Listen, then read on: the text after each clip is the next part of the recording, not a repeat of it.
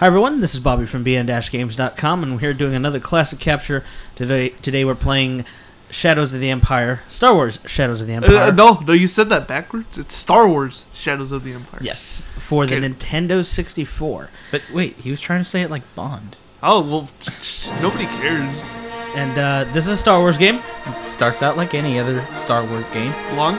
It's long and with a whole bunch of text. I mean, but where does the text go? Does the text ever kill a planet? It kills lots of planets. You just don't know. It just goes back to Flash Gordon somewhere in the 50s. It goes where that pile. I think of like it's a pile of translucent with yellow letters. So in the future, are aliens gonna receive this transmission and then come and blow us up? I think this is gonna like cut their planet in half, and that's why they're gonna come blow us up. They want to meet Jodie Foster, so they're gonna send Hitler. It makes sense. That makes sense. If you have any idea, don't have any idea what I'm talking about. It took me a second to get that one. That is your problem for not being a avid watcher of good movies. I have no room to talk there, but let's continue. Yeah. We have the Outcast here. Outrider to Echo Base. Outcast, right? Are we just gonna read the lines? I'm automatically Han Solo because I'm the better. If it's Outcast, does that mean the guy's actually Andre 3000? Nobody actually likes him. Hey, look, it's the dude. He's got seriously. The dude obliges. And that's Dash Rendar. He was kind of squeezed in here. This takes place during between Return of the Jedi and The Empire Strikes Back. Yeah. No, it takes place also after. No.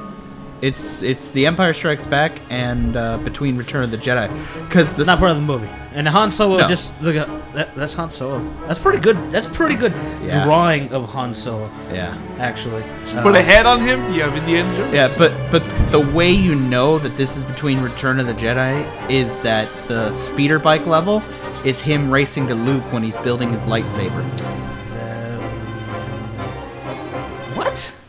The speeder bike level in this game, when he at the end of the level, because you're racing to go to Luke because someone's after him, and he's building his lightsaber. You're right. No, I also know that because I've actually read the book. I got confused because I thought you said running for his lightsaber. I'm like, he's not. No, Kyle Katarn. Which would be relevant if you really think about it. And if you don't know who Kyle Katarn is, you've never played Jedi Academy. Oh yeah, or Outcast, or even fucking Dark Forces 2.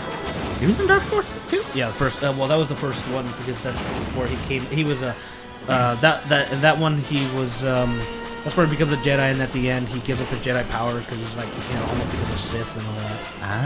Okay. I don't remember. I might be butchering it a bit. I'm sure if you know, you'll comment. Okay, well, anyways, back to this game. This is like the best battle ever. The Hoth battle. Metal. It's like a battle, but with more metal. It's like a kettle, but with more beat. When they showed this, when they showed this preview to people, everyone lost their shit. Young and old, because Young didn't understand what it was about, and everyone who had seen Star Wars when it was in the theaters the first times, especially this scene, this was mind blowing. I get to go fuck up some ATSTs and shit. Actually, I was just more stoked to be in the A-wing. He just used the word stoked. Stoked.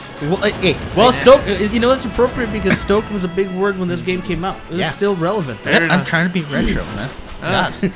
Just because you were only 2 years old at the time. He's trying to paint a picture of canvas in your mind. Open your eyes.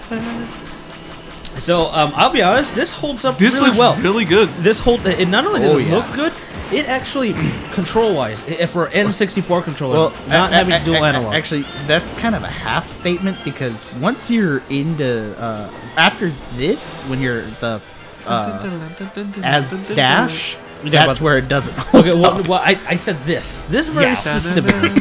Let's not get ahead of ourselves.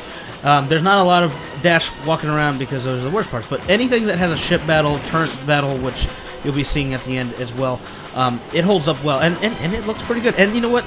That I don't think I appreciate it as much then as I do now is the fully orchestrated soundtrack.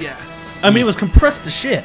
But it carries. Well, it carries. It also kind of helps when you had just played the 32X Star Wars arcade. Yeah. Well, that as well. And then this happened. But what I want to say is, when you consider that the only games that really had that kind of sound, that ability to have a soundtrack that anywhere close, because obviously CD was anything on the Saturn and the PlayStation.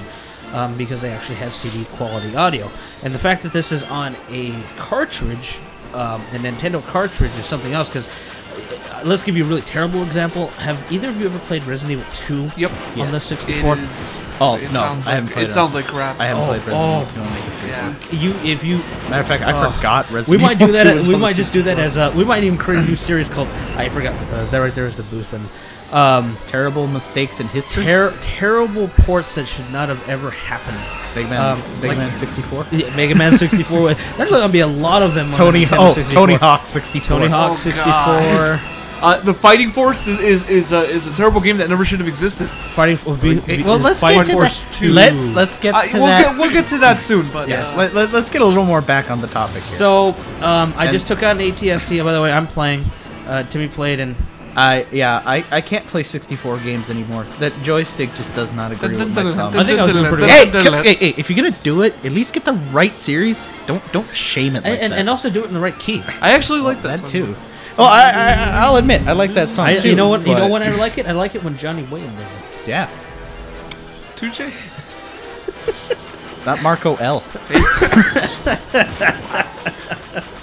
Or Marky L. So, don't ever see that again. Marky, hey. Hey, what's going on? It's been bored. Marky Mark? So that's your new name. No bullshit. I'm gonna hack the site. Back to the ATSTs. You could actually in the lower difficulties actually blow up the ATATs actually shooting them. It took forever, but you could do it. Oh yeah, you could.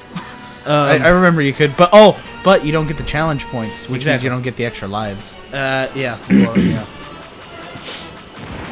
I like playing it on easy because then I could just slam the snow speeder in the ATS. just crash. Now you're dead. Well, I will say this: it takes about 3 snow speeders to take out an AT. I should mention you've learned this from experience. This is one of the first Nintendo 64 games, not the first, but it was in the early launch stuff. And it really, it sold well. It really sold the system. Along with Mario 64, but as far as games are concerned, at least at the time, this is before Smash Brothers. This is before Ocarina of Time. This was the killer app because I remember, like I said, magazines and previews. They used to send VHS tapes that were really bad, like Hydro. You had Midway when we hit that. Oh yeah, with video of these things. It really pushed it. It also helped that the re-releases came out in theaters. That really pushed the game. Here's another thing.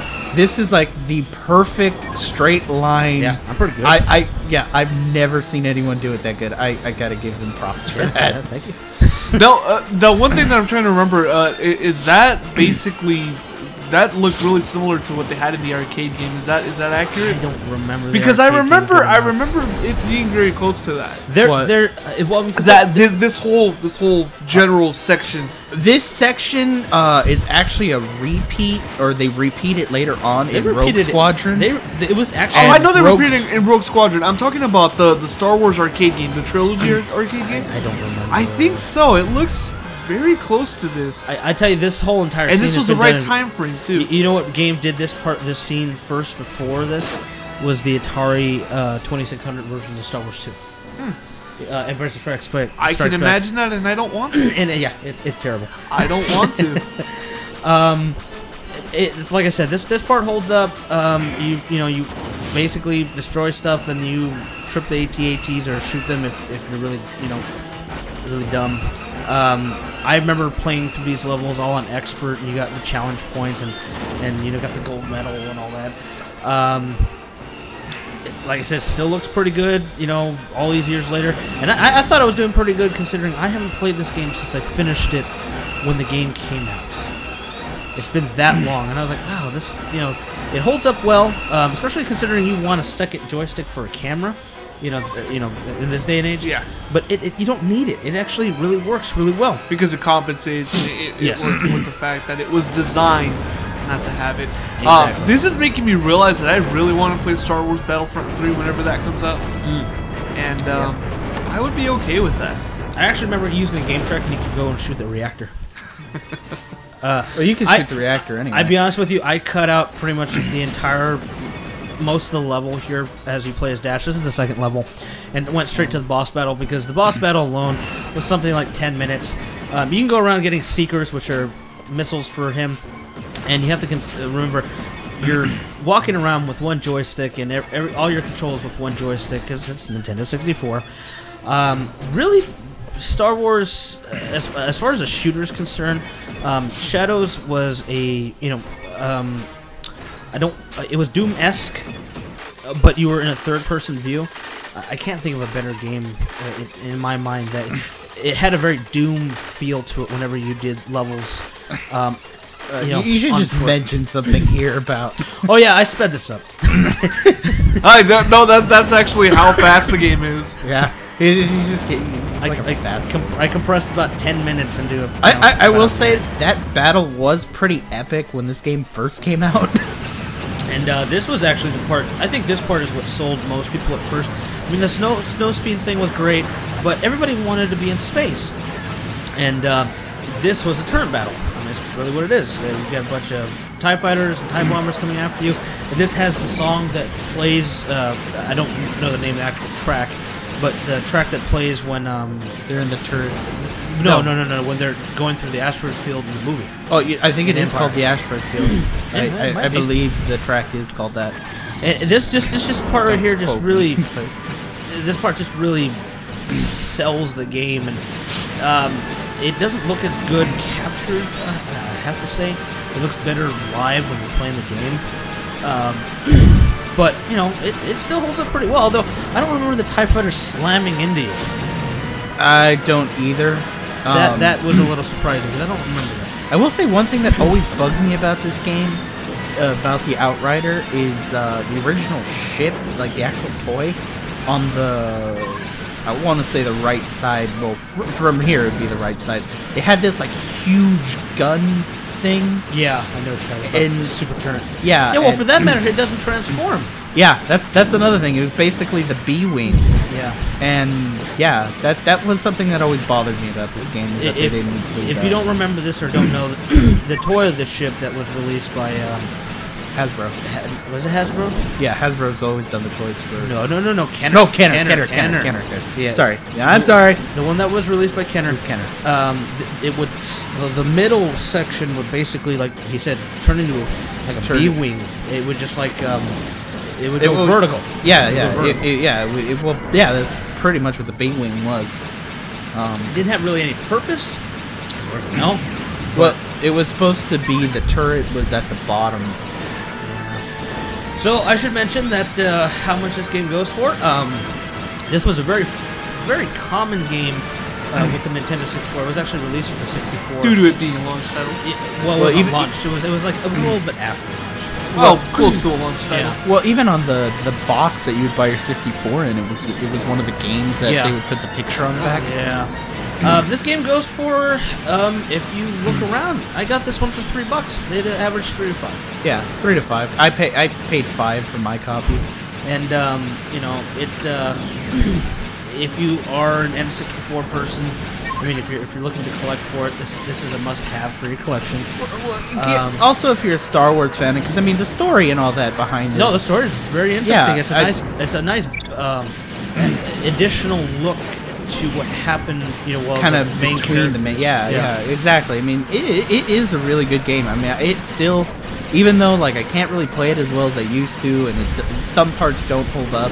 It's namely the parts where you're walking around. Yeah, but even with that, it's still to me one of my favorite games on the 64.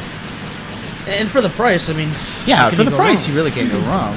I mean, I think most of the Star Wars games are cheap. I mean, the most common one is Rogue Squadron, I think. No, not Rogue Squadron. Racer.